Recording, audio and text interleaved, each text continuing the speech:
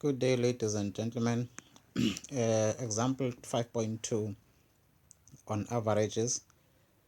It says in a class of accountancy in a certain university of technology, Group G has 53 students and they obtained an average 55% of a mark for a certain test. And we have another group called Group H, and this group has 66 students in total, and they obtain an average of 60% for the same test. Then we are required to calculate the average for group A and group B, meaning the average marks for these two groups. Now I want to highlight the fact that in the average it says total marks of both groups. It says total marks of both groups. Remember, the 53 students in group G, they obtained 55% each, in other words, meaning each of the 53 students, they obtained 55%.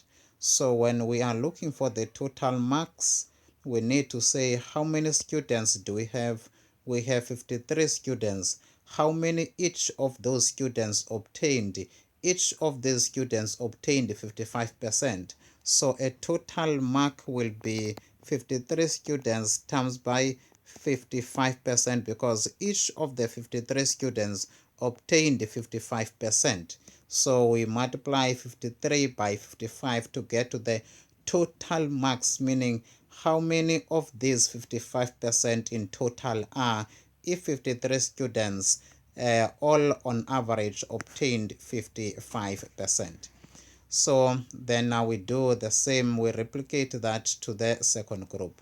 So now that means in the calculation of the average, we'll say 53 students times by 55% that each student has obtained. And to say in the H group there were 66 students, and each of these 66 students, they obtained 60%. So now this will give us the total marks obtained by all these students. If each student obtained 55% in group G and 60% in group H, divide this by the total number of students, of which the total number of students, obviously it is 53 plus 66.